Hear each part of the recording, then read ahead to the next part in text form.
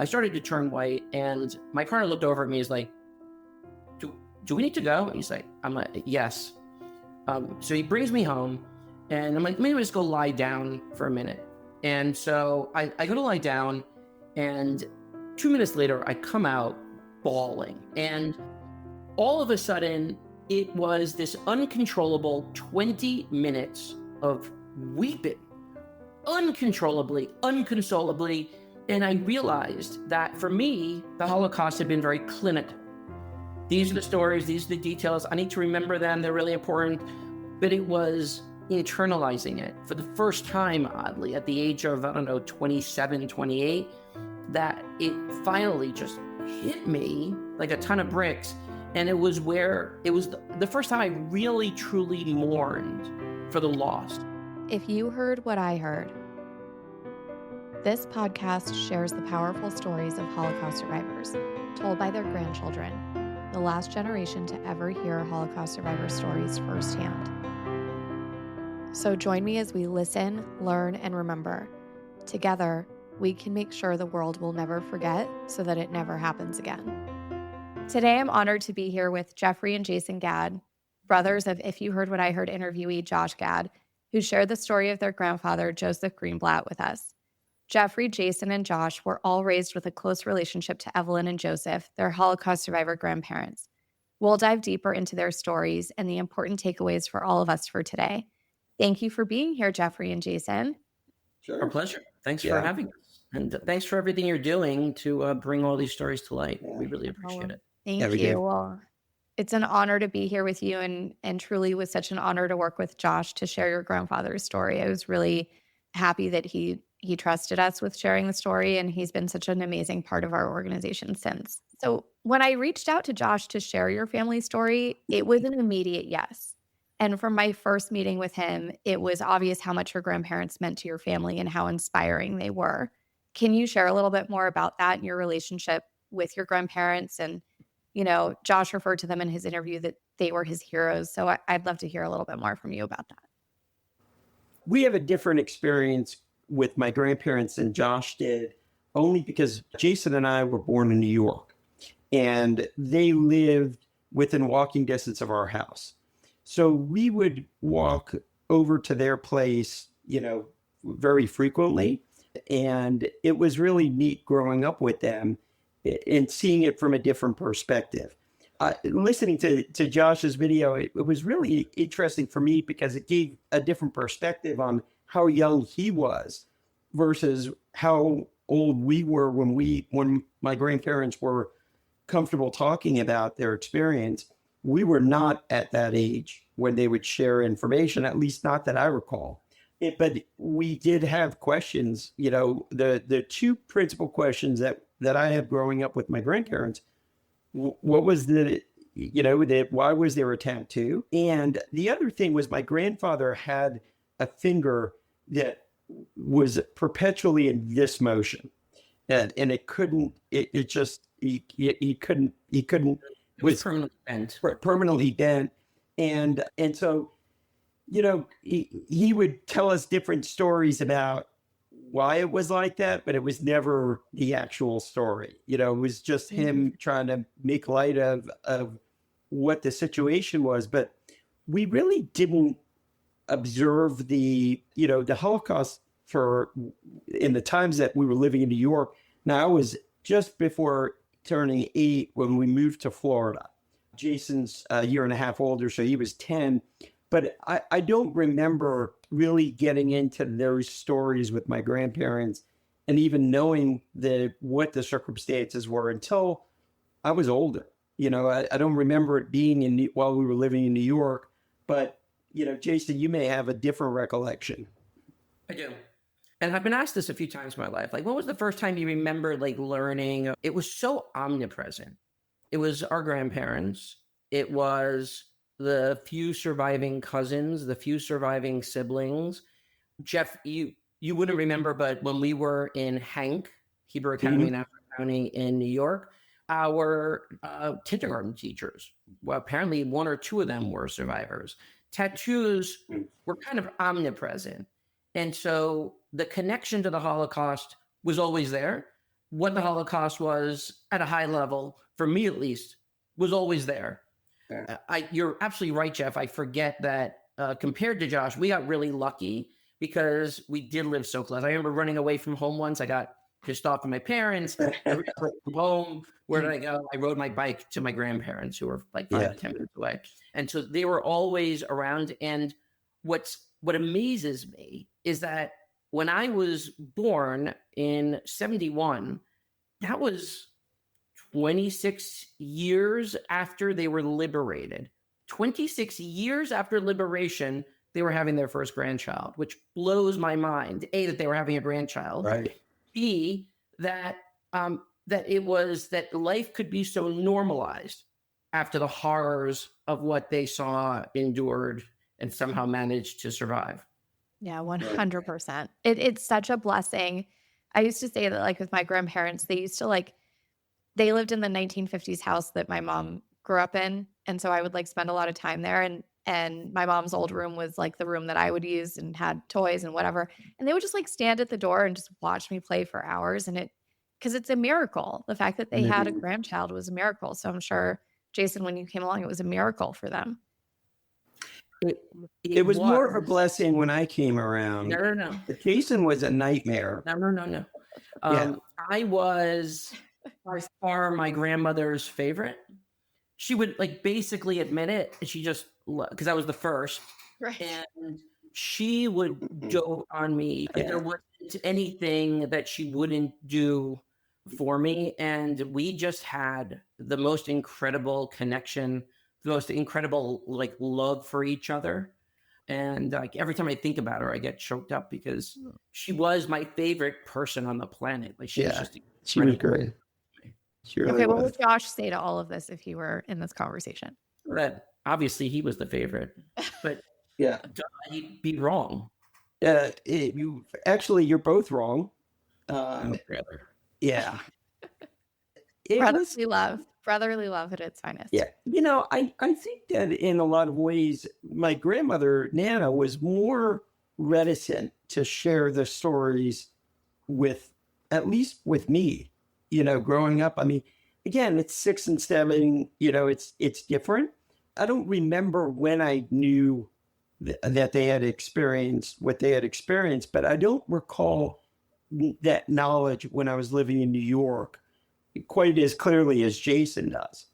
And I think part of that was more shielding the youngest one at the time from that knowledge, just so that it's not a comfortable discussion, let alone with a young kid.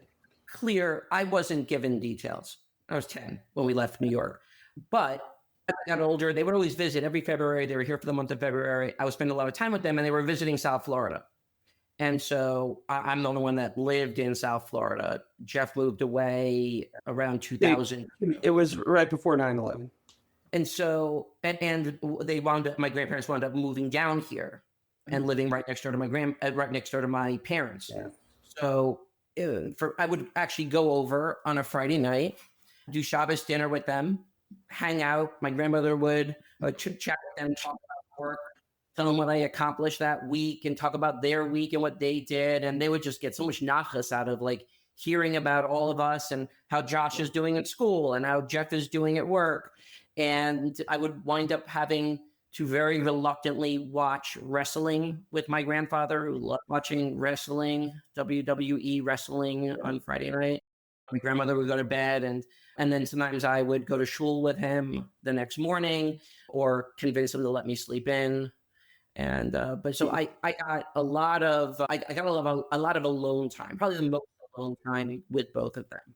Not just when I was growing up, but I remember, like, in my 30s, marveling at the fact that I'm a 30-something driving over to my grandparents' house, and they still have their marbles about them, and I could still communicate with them and talk to them and capture some of the stories from them. What was that like getting the stories out of them? Did it happen sort of naturally? Did you have to probe and ask questions, or was it sort of a mix of both? It was a mix of both. With my grandmother, it was a little bit more probing, but she wasn't guarded about it. Like, when I would probe, especially as an adult, she would hand it over to me. She would hand over the information that I needed to the best of her ability. And in fact, in 1997, so this is before she even moved to Florida, during one of her February visits, we had tried to get her to do the Shoah Foundation interview, like we got my grandfather to do. And she was going to do it, and then she backed out at the last minute because she started having nightmares. But what she did agree to my delight, was letting me interview her. Oh. So I interviewed her, and I got full 2 hours of pre-war and during war interviews, hearing step by step. And what was amazing was she was only 70 years old at that point. So she really had her wits about her. And she was able to, I mean, there were little things she couldn't remember, but it was the emotions of it she could remember. And it was insightful and jarring to hear those details that I know she could never look her own daughter in the eye and talk about. It was, and I know most second generation survivors experience the same thing, where the grandparents, I'm sure you did, Carolyn, as well, like the grandparents, there's an omnipresence awareness that, you know, with the children, that they went through the Holocaust, what it meant, but it's the grandchildren that, for better or worse, tend to be the ones more likely to elicit or extract the detail. Yeah, 100%. 100%. I mean, I think there's just time and distance, right? Like they had time and distance from the experience. There's enough time and distance in our age gap from that, you know, from where they were when they were our grandparents to us. And so having that space, I think, really allowed them to share it with us. You know, Jeffrey, for you, what was it like for you as you heard their stories? A couple of things that stand out. My grandmother and my grandfather survived through different ways. To a large extent, my takeaway from my grandmother was that she survived based on her looks, which is odd. You very rarely hear that. But she had her nose was very, like, it was a small, and it would point up, and it was very Germanic. She always called it gentile nose. Gentile nose.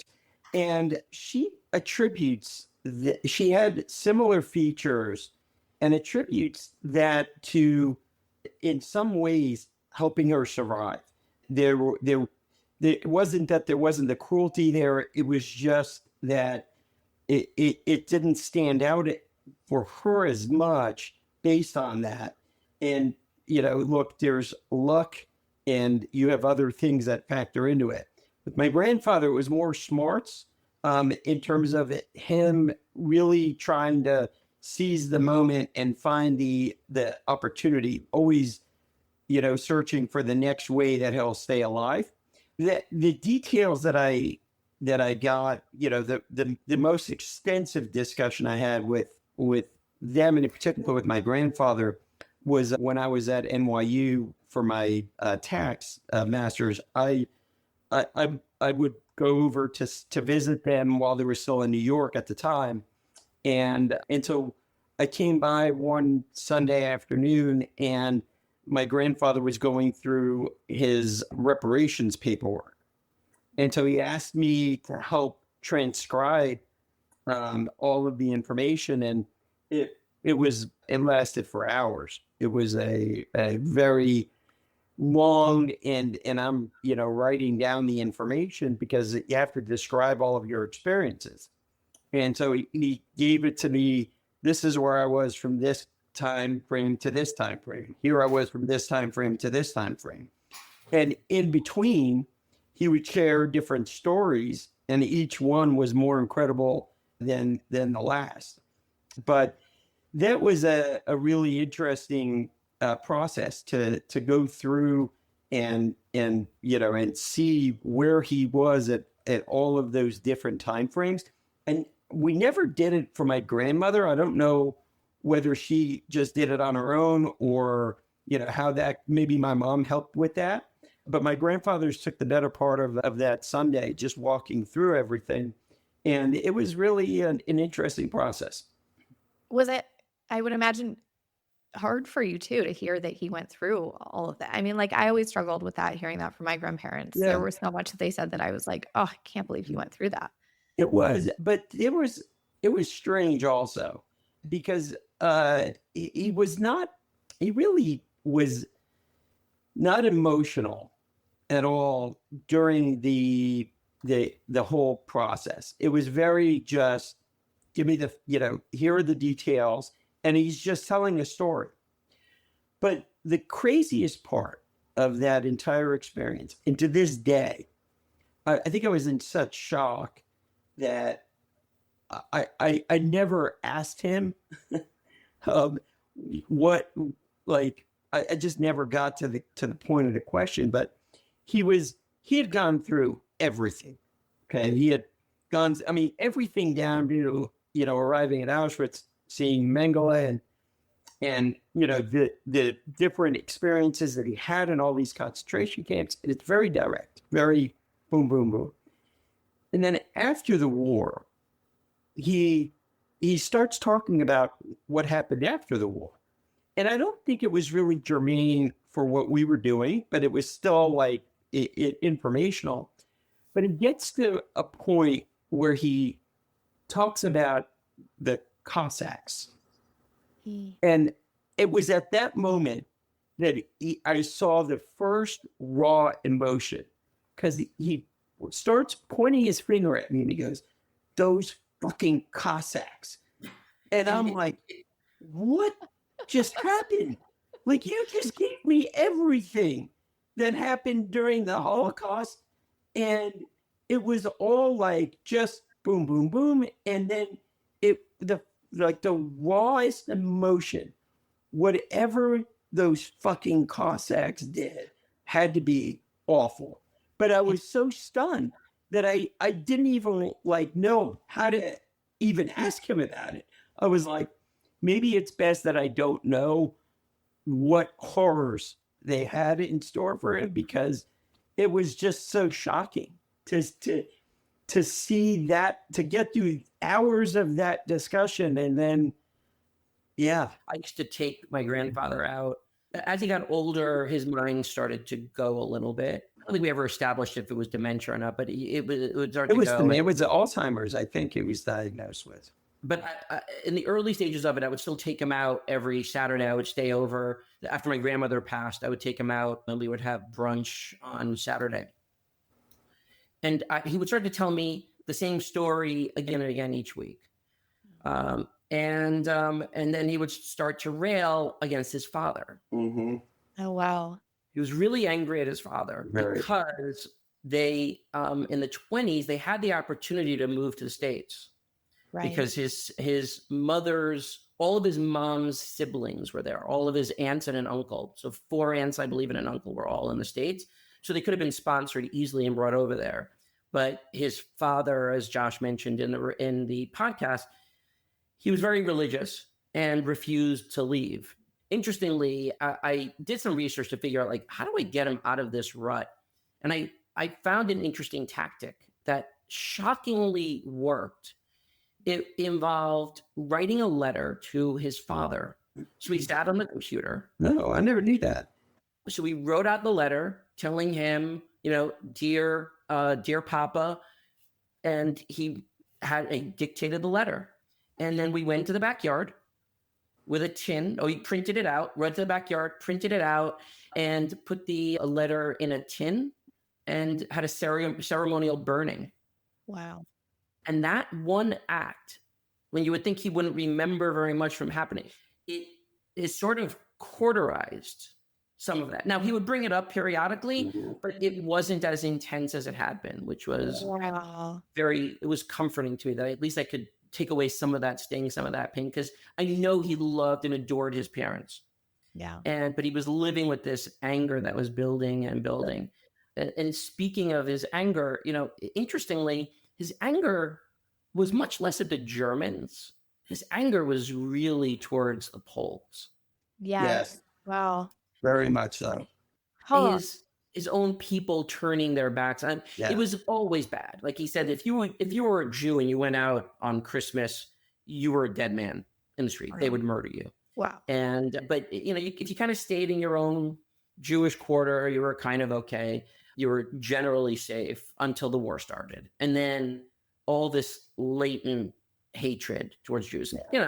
We see it much more mild today in the States or around the world, but it's somehow always there. It's like, to the three of us, it's like such a weird thing. Like, we're just another person. Like, what are you getting all up in arms about? But for some reason, these people have this latent hatred of something that's unfamiliar to them. And they get easily whipped up, and the right person comes along, the right lunatic comes along, kicks that up inside of them, and like, okay, ready to go. Let's go hunt him down. And hunt us down, they did. Yeah. And Josh, I actually saw Josh recently at another podcast recording, not for this podcast, for a different podcast. He said that actually during that recording that like just let us be. That's all we want. We just leave us alone. Just let us be. And I was like, amen. Like, absolutely, just let us be. Yeah. And we see that throughout our history, and we see it today too. Just let us be.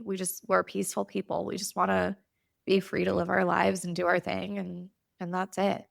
People say, how could people treat other people that way? Very simple. Stop thinking of them as people. Yeah. And that becomes easy. Then you can do whatever you want to them, enslave them, murder them, torture them, because they're not human. So what difference does it make? But the first step, it takes a little while, but the first step is to dehumanize somebody. And once you do that, you can get away with anything. It's really shocking to me in that I think for those of us who are descended from Holocaust survivors specifically, I don't know about you guys, but I feel like I was raised with so much compassion. Like, I have so much compassion for other groups and so much empathy for other groups that like I can't ever imagine getting to a place where you look at another human being and don't see them as human. Do you guys feel similar? 100% agree with you. Yeah. It's a different type of empathy. That doesn't mean that humans can't feel empathy, obviously. Yeah. But there is something it's like such a quintessential quality. Like, I always assumed that every Jew feels about the Holocaust the way we do. Every Jew, I would like to believe, is, upset about what happened in the 1940s. Yes. But the impact on the survivors, the first, second generation survivors, is different. And I didn't appreciate that until I started to compare notes with Jewish friends whose families were here before the war, whose families didn't have to endure what they did. They were in the Middle East somewhere. They didn't have to endure what they did in Europe. And I didn't appreciate what different paths we were on. We might live very similar lives, but emotionally, it was very different, the way I felt about what happened to us and about how I feel about the world and about that critical quality that everybody should have, empathy. Yeah. Empathy. I mean, that's what it comes down to. Like, this was done to our people. We have a lot of wonderful, advisors and people that are connected to our organization who don't have grandparents that went through the Holocaust, but they feel such a connection to our organization because this happened to our people. And look at what we're facing today, with the rise of antisemitism today, that is completely baseless and makes no sense. It comes back to what Josh said, just let us be. It's different when you hear the stories about the torture and the starvation and the murders when you're connected to the people. It's another thing when you know that the person that changed your diaper, that loved you endlessly, that was there for your first steps, your first words, that just helped you learn to ride a bike, that just adored you and would never hurt were just the sweetest people you could ever imagine. Yeah. When they were the ones who were brutalized, like all those stories you hear about. Carolyn, you asked something earlier about like the emotions of it all. Like, how did it affect you, Jeff? And what was your grandfather's emotional reaction to it? And Jeff said he was really just retelling a story. It wasn't until after the war it wasn't until he got to the story about after the war. Yeah. Interestingly, back in like 97, 98, I happened to go I was with my partner, and we happened to go to a Holocaust Remembrance Day. It was like a Yom HaShoah day. And it was a giant room somewhere in, I think, Sunrise, Florida. And it was packed. Hundreds of people, tons of survivors were in there. And I looked around the room and I'm thinking to myself, oh my God, I took for granted. I've been surrounded by survivors my entire life. 20 years from now, how many of them are still going to be here? All these stories that are going to be lost. And I started to internalize a lot of it. And then I started to think about the stories my grandparents had told me. And I started to turn white, apparently. I don't think I told you the story, Jeff. I started to turn white, and my partner looked over at me. He's like, do we need to go? And he's like, I'm like, yes. So he brings me home, and I'm like, maybe let's go lie down for a minute.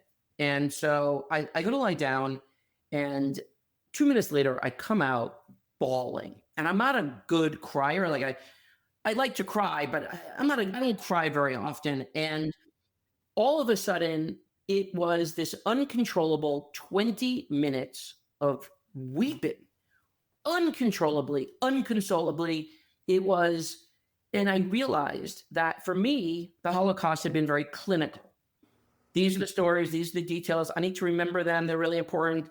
I had arranged already for my grandmother's recording to be made. My grandfather's was coming up soon with the Shoah Foundation. And it was let's get all these facts down.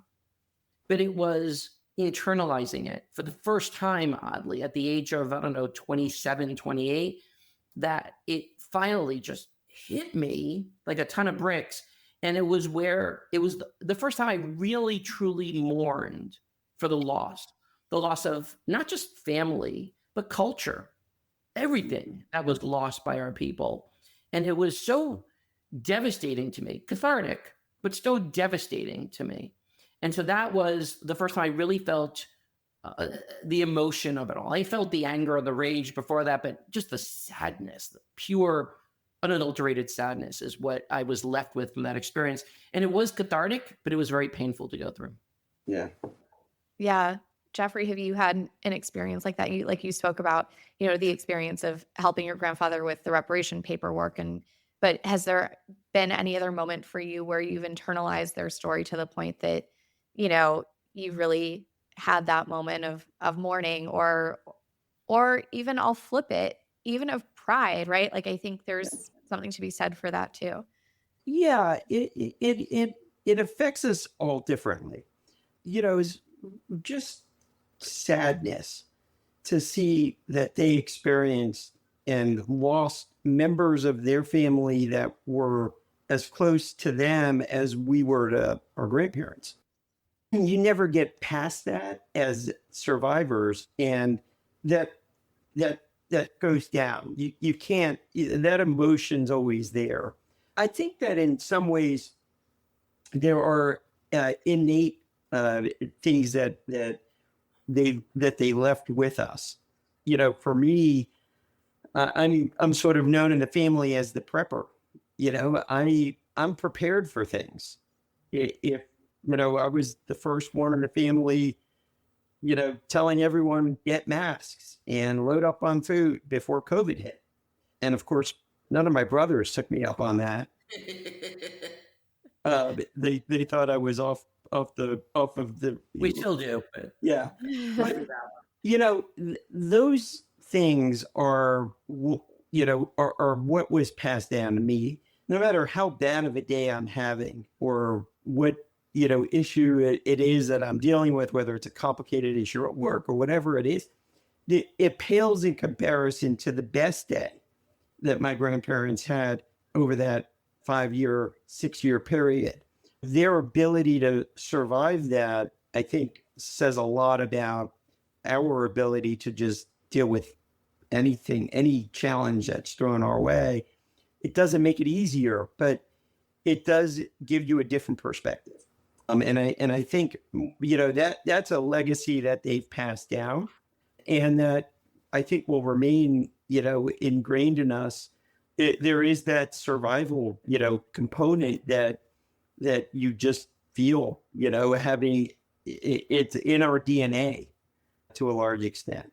But, that I think there are lots of different legacies that they've passed down to us. But that's one that I think really does put things in proper perspective for us, but really for Jews in general. So you sort of, it's in our DNA that we're sort of sensitive to these things and shifts in politics and in geopolitics, not just domestic, but geopolitics.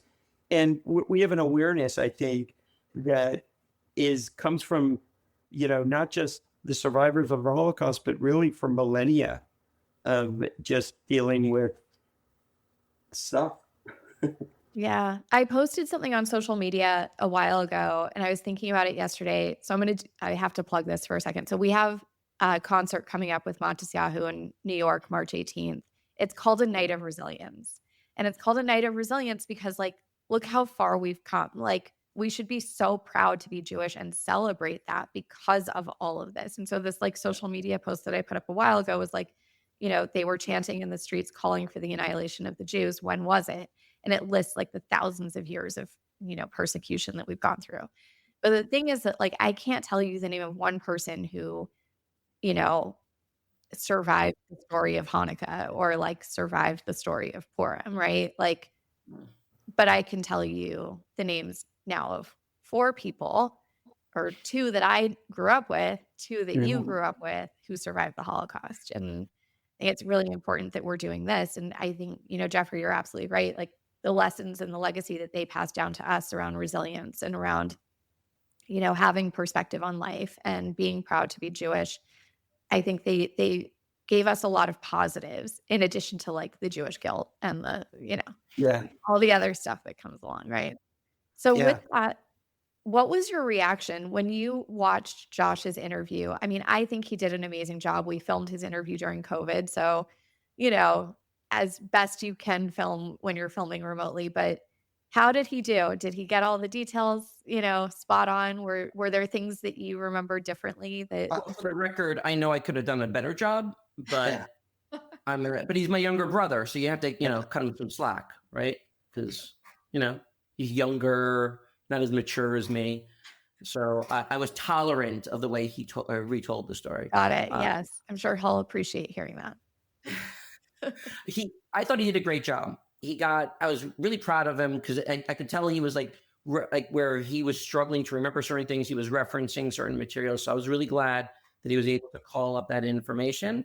But for like 1 or 2 little minor things that I think were slightly off, I thought he did a great job on it. So I was really proud of him for doing it, for taking the time to do it and retelling it from the heart, because he has the same love and passion for keeping that memory alive, and of almost anybody I've ever met in my life. My God, he's a big guy and he's got a heart to match that side. He has such a good neshama, right? Like, just such a good, his empathy is boundless.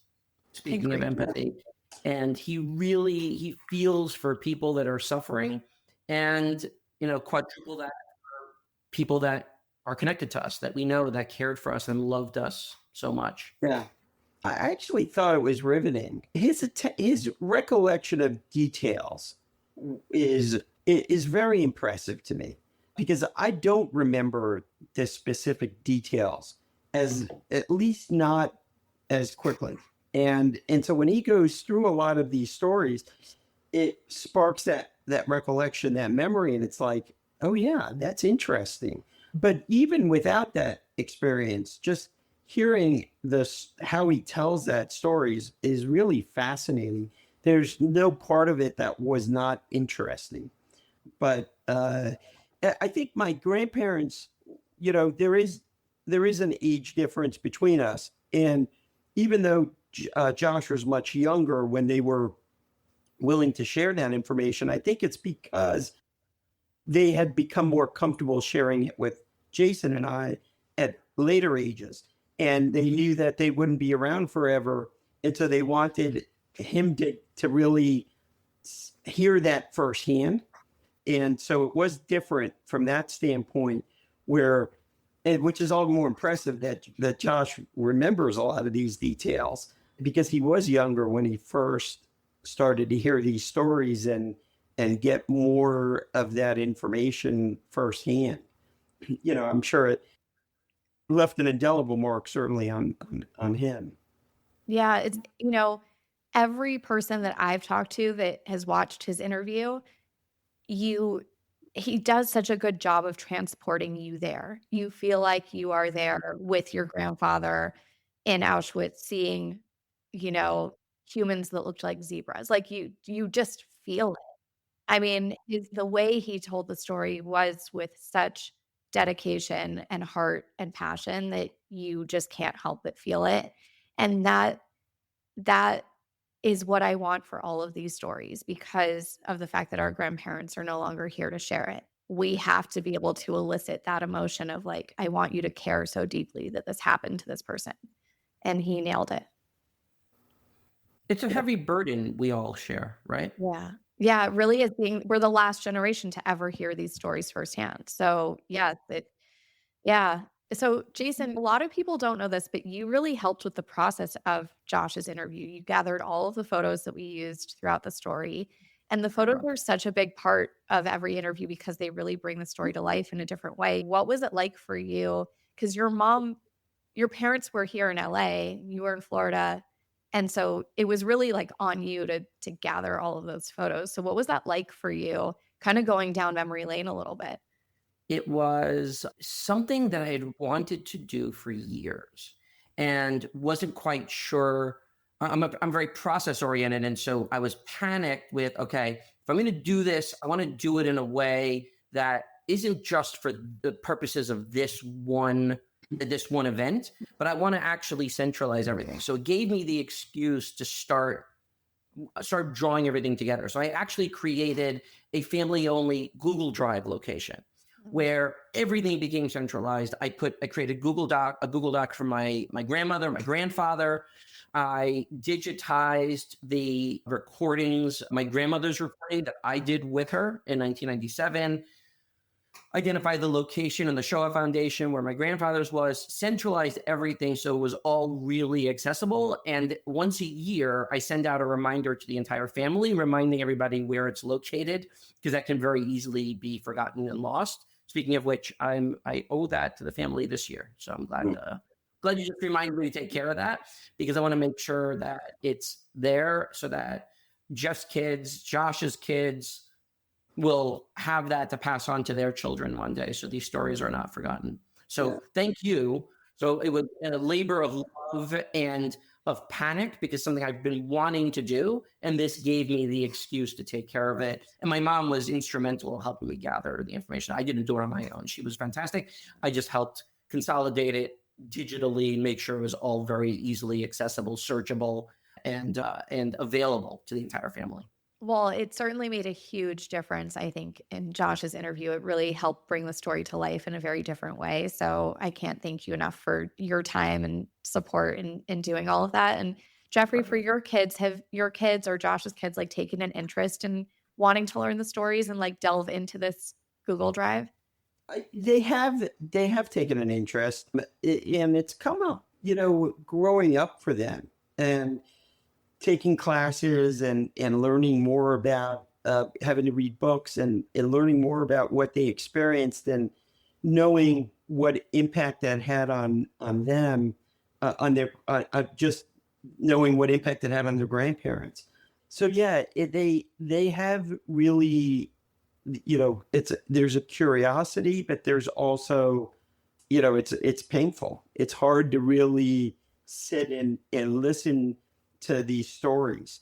They both are they internalize, very cerebral, and it's impactful, but you have to find that right balance for them, because it does have you don't want them to wind up in a dark place.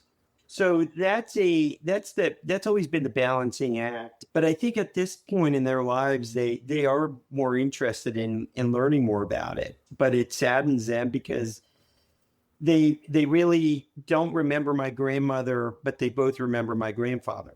My grandmother passed away before my before my son had an opportunity to really like get to know them.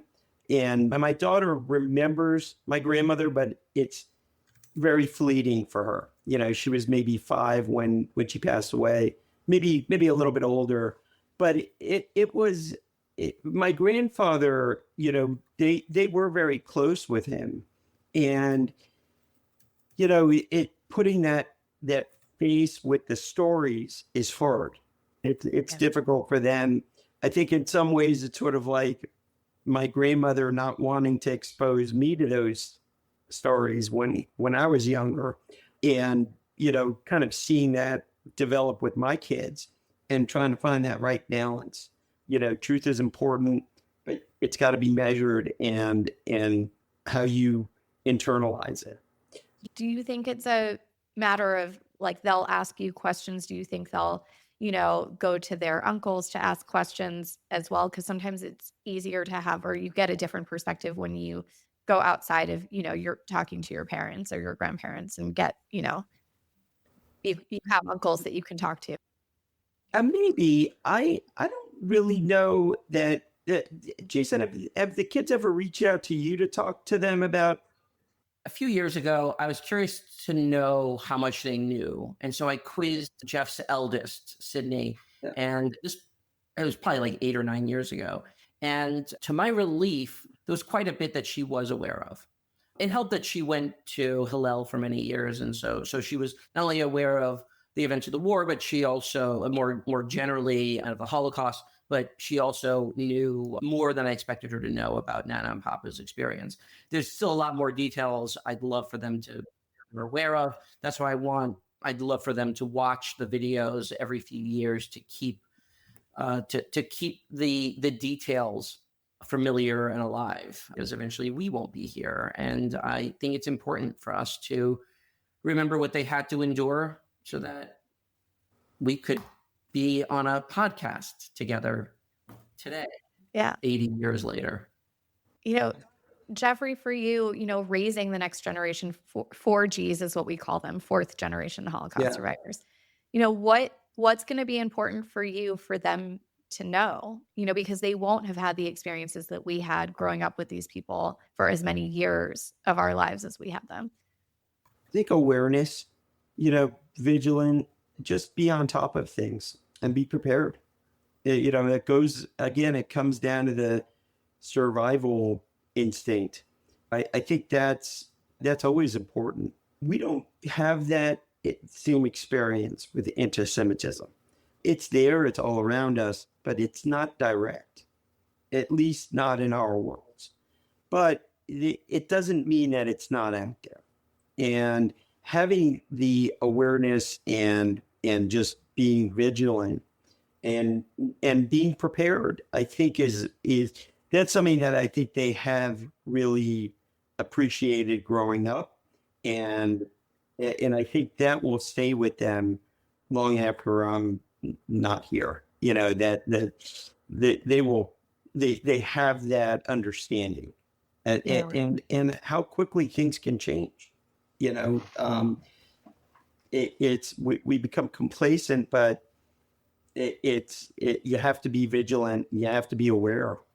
I think is something that they would tell you that I've passed down to them. They see it for me, and my neurosis. Whether I'm the first one to be like, grab your masks. It's coming. Same, Jeffrey, same. That's my Holocaust trauma, is that I can never be prepared enough.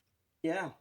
I mean, we have 6 months of food and water, and it's a function of, for me, it's not even, it's the impact that losing power can have on society.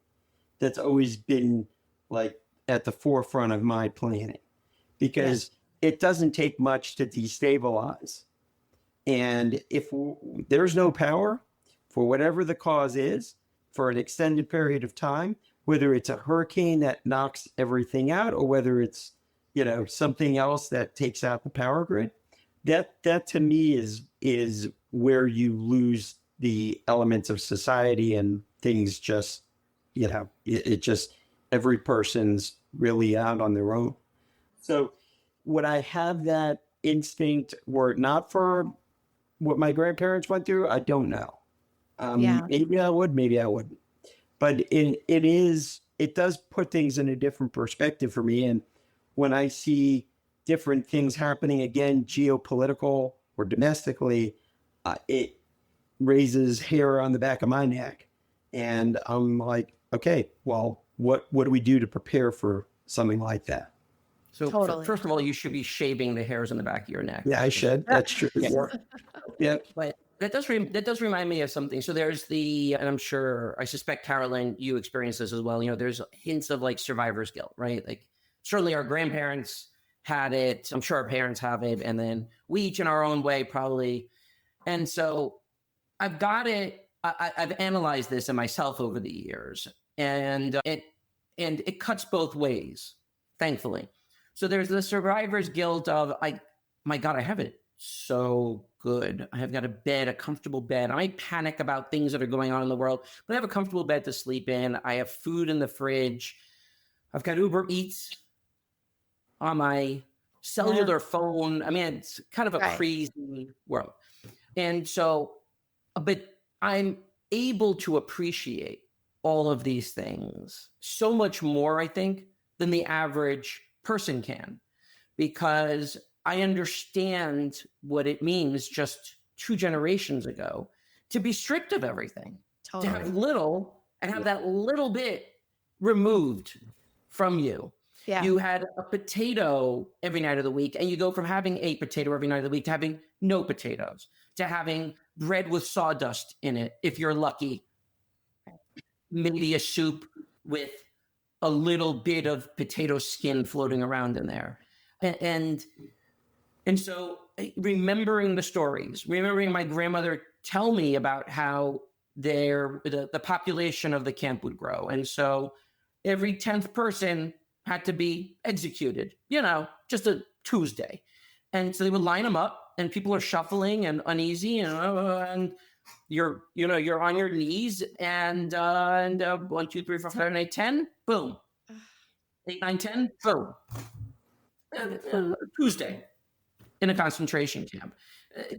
The madness, we go from that to living the way we do. And so there's an appreciation for living the way we do. There's an awareness that it could be taken away, which is what Jeff is talking about, that unease that it could be taken away. But I also, those are some of the negatives, but some of the positives are that in every wonderful experience I have as an adult, every great memory and first time experience of anything, whether it's skydiving or just whatever it happens to be, I take my family with me. Yeah. Right? I take all the pain, try to push it all aside, and I bring them to me, those who survived, those who didn't. And I want them to celebrate with me. And so I mentally draw them in to that moment. And that gives me some nachas. That gives me a little bit of satisfaction and joy that, fuck you, those who tried to take that away from us. Yeah. And family, you didn't get to enjoy it. Let's savor this together. And I consciously bring them into those moments. And it gives me a lot of joy. And it removes some of the guilt I feel in being able to experience those moments, something I've had to work on over the years, because I do feel guilty at times for having so much when they had so little. And again, the little bit they had was stripped away. It's funny. I don't feel that at all. I feel the opposite. I feel like I'm giving the middle finger to everyone that tried to take it away. And I don't feel the guilt. I actually shifted the other way. I'm like, you idiots should feel the guilt for what you've taken from our family, and look at where we are right now. But we each internalize it differently. Yeah. A lot of people have asked me over the years whether I would go to Poland and to Auschwitz. And I asked my grandfather that question. And his response stuck with me and is why I will never go. What did he He say? said that there's nothing in Poland that he wants to remember. That everything about that place it's burned. Before, during, and after the war. And he's like, I have no desire to ever go back to that godforsaken place. And that's I sort of embrace that as my own, where yes, it would be interesting to see, but at the same time, I have no desire to go there, just like my grandfather didn't. I never asked my grandmother that question, but wouldn't surprise me if her reaction would have been the same, but I don't know. I don't know that for sure. Yeah. She was more emotional. It would have been very, very difficult for her to go back. Oh, yeah, absolutely. The other thing that's interesting about their experiences was how they were liberated. When you're liberated by the Americans, it's very different. Yeah. When you're liberated by those fucking Cossacks, it's not. It's a dip. Like, it doesn't end. It just continues. My grandmother was liberated by the Americans. Yeah. In fact, there was I gotta refresh my memory. I think it was a Jewish physician who cared for her Oh, wow. and gave her a bed to sleep in and was really, really kind of nurtured her. Almost like I picture like feeding a little bird that fell out of the nest and you kind of like rehabilitate it until it's able to fly on its own. Yeah. That was my grandmother, because I believe she was like 80 pounds. One of my personal favorite quotes from Josh's interview is, there's a reason the words never forget, or the words said by every Holocaust survivor. It's not because they think it's going to happen to them. It's because they know it can happen to you. So when we see a rise of anti-Semitism today, like for you as the grandsons of 2 Holocaust survivors, what is that like? I think when for us in seeing anti-Semitism and where it is, and again, it's being vigilant. Like at our synagogue, we're still, it's very much passive, but we have every year we'll have gun training, and it's literally done through the Brotherhood of the Synagogue, so that if you wanted a firearms course or just have a refresher on things, you can do that. We are a very peaceful people, but we're also a people that needs to be vigilant, needs to know how to protect ourselves. And, that's important to me, because I don't take for granted where we are. And I'm very much aware of how quickly that can change. And, our grandparents are an excellent example of that. Jason, what about for you? As far as like seeing anti-Semitism today, what is that like for you as the grandson of 2 Holocaust survivors? So first of all, I'm shocked. So I'm a hyper rational person, and so like and awareness of the Holocaust was so omnipresent from before I can remembering things, that it's so anathema to me that, oh, wait a minute, I thought we all knew these things. What's going on around here? How do we all of a sudden forget everything we need to remember? And so I see it as first of all, a mitzvah, a good deed to remind people. And I see it as a means of self-preservation, to remind people what it is, what it means to forget about others' humanity, whether it's religion-based, whether it's immigration status, whatever it is. Just remember, we're human beings, and how about you actually do treat others the way you'd want to be treated, and not discount them because of something that somebody else is trying to manipulate you into believing is dangerous or harmful to you. My religious status really causes no harm upon you, just like one's skin color shouldn't be a threat to you for the very same reason, or their status as gay or straight. Like, just it's really important. It's ridiculous that we have to do this, but it's really important to constantly remind people that there's really no difference. It makes no difference.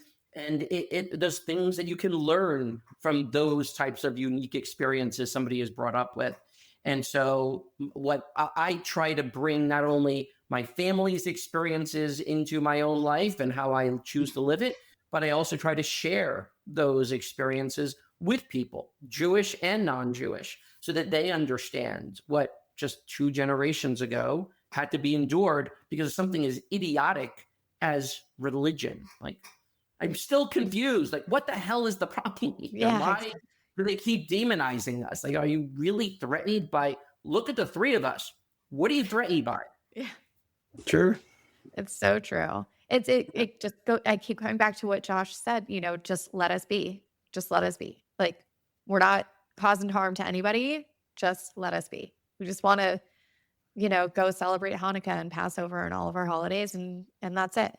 What do you think your grandparents would want us to know and take with us today, as 2 people who survived the Holocaust and built a beautiful life and a beautiful family afterwards? Like, what's the sort of takeaway? What do you think they'd want us to keep in mind? For me personally, I think that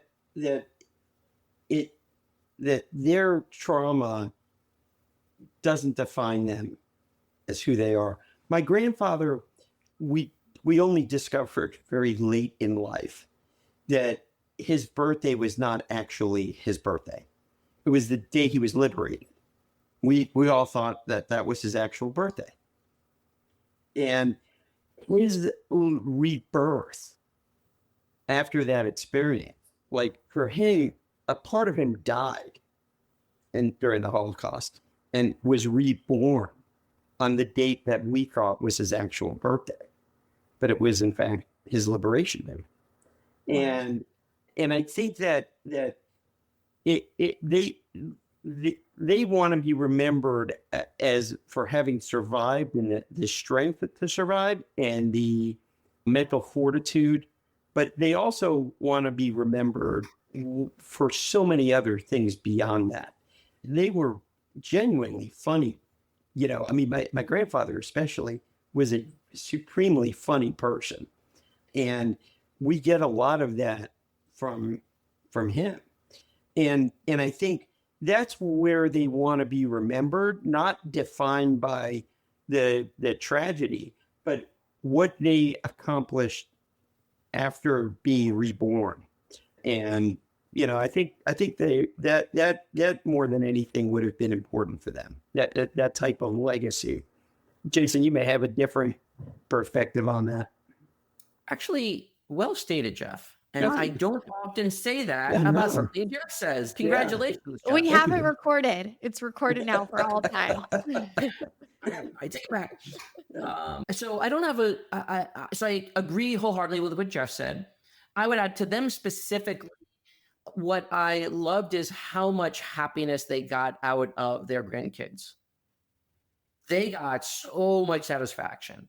And my grandmother got to see just the beginning of Josh's career and how it was starting. He had just done his first TV show and he had just finished Broadway, his first gig on Broadway. He was in 25th Annual Spelling Bee, and she got to see it. And my grandfather got to see even more of that over the next 7-8 years that he lived. But just seeing like my career evolve and how well Jeff was doing with his career and just seeing us live happy, productive, well-balanced lives gave them a lot of satisfaction. And to their credit, I marvel at the fact that so many people will go through a single trauma in their lives and it winds up defining them. And I don't fault them for it. PTSD is PTSD. And getting over that trauma, whatever that trauma is it's difficult. It's challenging. However much therapy you get. They didn't get therapy. Yeah. But they didn't go through one trauma. They went through 5.5 years of relentless brutality, endless traumas. And like my grandmother was hit repeatedly on her ear, it bled and bled, and she wound up having ear infections for the rest of her life. My grandfather, as Jeff said, he lied to me, told me that he had broken his finger, was too embarrassed to tell his mother, so kept it like this, and it was a hook finger for the rest of his life. Later on, as an adult, I found out, oh no, he had to make that up because I was a kid when he told me that fib. it was because he was beaten by an SS guard in the camps. So they go through all this. They should have been institutionalized, frankly. I don't know. I would have been. I don't have that kind of fortitude, and I think I'm pretty well balanced. How they endured all of that and then raised two good, well-adjusted, accomplished daughters who went to university, a 4-year university, put them through school, paid for it all. One went on to become a dentist. I mean, just the fact that they were able to keep it together and, as Jeff said, be joyful, be able to celebrate bar mitzvahs, bat mitzvahs, and embrace the moment and not dwell painfully on the past boggles my mind. But I'm so grateful that they were able to step out of the grief and enjoy the moment. And I know they had their moments of grief, plenty of them, but just the fact that they could enjoy it and the fact that we could give them as much happiness as we did brings me tremendous satisfaction. Totally. Yep. Yeah. You know, one final story on this that I just thought about. My grandfather's numbers, they add up to 18.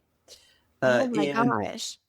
And my and my kids, when there's a big, whenever we have a big lottery drawing, they will always ask me to play those numbers.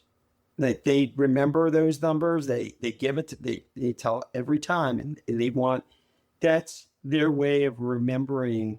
Wow. What they did, and it really, it's interesting to see that third generation, how it impacts them a little bit differently, but how they remember as well. Totally. And I wonder if for those listening who don't know, 18 stands for high. It's a very important number in Judaism that really symbolizes life and luck and mazel. And so that's pretty incredible. I didn't know that. That's really special. He saw that, he added it up, and he was like, yeah, I'm going to survive this. Yeah. And somehow he managed to. It's unbelievable. It really is. And so on that note, we always like to end with something like light and fun. And so is there a tradition or something that you did with them that you continue today? For me, one thing that my grandmother would on a nice spring day in New York would bring me like her cheese omelet in the pot. And it was the most delicious thing ever. And I would just eat it right out of the pot. So I still do that, as an homage to Nana. It's small things, but it's little things like that make us remember, where we came from and why they lived, why it was so important for them to live the way they did. It was so that they could have their kids and grandkids and experience those happier memories, putting aside the darkness that didn't define who they were. Yeah, 100%.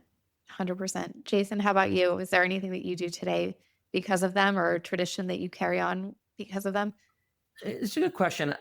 There's a photo I have of my grandmother, and me when she was just relocating to Florida. And it was the two of us. I was kind of looking out in the distance, and she's got her arms crossed on the counter, looking up at me, just beaming with joy. Beaming. And it is the single favorite photo for me on planet Earth. There's nothing that brings me greater happiness. And I have it sitting prominently under the TV in my living room. So there isn't a day that goes by where my gaze doesn't come across it and it doesn't give me tremendous satisfaction, because the way she looks at me with adoring eyes is the way I always looked at her. I love that. And what was it like, Jeffrey, for them to see their great grandkids? I mean, that must have been beyond a miracle. Oh, right? yeah. It was, you don't see it a lot today, but my grandparents were fairly young when my mom was born. And then my mom was fairly young when Jason and I were born. So seeing my kids being able to experience was in so many ways was so impactful to my grandparents, because they got to see that next generation where most don't. These days it's different. We start our lives a little bit later. And so you don't have that great grandchild. My grandfather got to see 4 great grandkids. My grandmother only got to share 2, but it was very impactful. It really, and her memory never faded. Yeah. She passed away too soon, but she passed away exactly as she wanted. She didn't want to spend a day in the hospital. She went in her sleep. Wow. And it was hard for all of us, but in retrospect, it was exactly how she wanted to go. And to have her memory and everything intact until that final moment. For my grandfather, I think when my grandmother died, a part of him died too. And the joy that he got in seeing the great grandkids helped mitigate some of that pain. Yes. But he never fully recovered. He never do. And he, I think in a lot of ways embraced, the family and living, but also the bond that they shared for so many years was left a part of him was empty, I think, after she passed away. Yeah. You can only fill that so much with little ones. It's a distraction, but it never, it doesn't make up for that pain of loss. For sure. Yeah. And especially they lost so much in their lives. So to go through that of losing your spouse is just, really hard. Really hard. So I want to end on like a light and happy note. So tell me what you're most proud of, both about your grandparents and also for Josh for sharing with their happiness, but their sense of humor, which passed down to both Josh and I. It sort of skipped Jason. He didn't really get the funny gene in the family, but there was enough for Josh and I to really fully embrace it. That I will exhibit the rage gene. I know. Like Jason was a little skeptical about this. And there to be able to survive that and to come out and have a sense of humor, especially one that was as impressive as my grandfather's, really speaks volumes. And we have that. All of us possess that. It comes out less frequently with Jason. It's not as natural for him, but that's okay. Josh and I really may compensate for that. But that is a remarkable thing that you can have a sense of humor after seeing the worst darkness mankind has ever experienced. In at least in the last millennia. And what are you most proud of for Josh in sharing the story? The way he told it. Yeah. It's riveting. It really is. It's like you said, you feel like you're there, and it that takes like skills to really put all of that information and to retell the story in a way that you actually feel like you're experiencing it. Totally. Jason, how about you? What are you most proud of about your grandparents' survival and for Josh for sharing the story? The balance they were able to establish in their lives. The fact that my grandfather came to the States and within 24 hours of job hunting already had a job, and then managed to find ever more jobs after that paid more and more and more over the years. And turned to my grandmother early on, said, "You've been working your entire life since she was 12 years old as a slave laborer." And he promised her you would never have to work a day in your life again. And to his credit, made sure that she was cared for and that their 2 children were cared for as well. I would never want for anything. Started from zero and built a beautiful life, a beautiful home, put them through college, and created a normal household that was there was sorrow. You could feel that there was sorrow, but gave this air of normalcy all the time that allowed my mom and my aunt to grow up in a household that was loving, where they never really had to want for anything, that they could feel that there was some pain there, but didn't have to relive what my grandparents went through. Yeah. And they were given a space to grow up to be children when they were children, to be teenagers when they were teenagers. And so he was a kidder all the time, but that kidding paid off and gave all of us lots of wonderful memories during and long after his passing. I love that. And what are you most proud of for Josh for stepping up and sharing the story?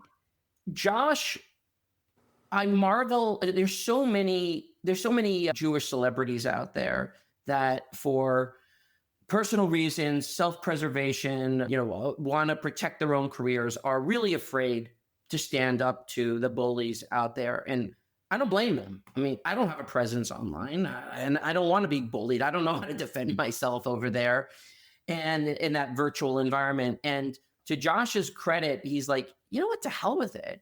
This means something. This is critical that we get the word out, because we can't let these things happen again. And so, to his credit, at his own risk, at the risk of his own career, he goes out and is outspoken and eloquently spoken about what my grandparents endured. And I'm proud of his creativity. Yeah. But I'm most proud of his empathy, and for the fact that he's willing to speak out on the issues that really matter. Yeah. And protecting our people is at the top of his list of things that really matter. Yeah, he really is. He says it all the time that your grandparents are his heroes, but I think he's really a hero for all of us. You really do. Yeah. Thank you. Yeah. Well, I see it. He's out there, using his voice, using his platform all the time, and the dedication and commitment that he brought.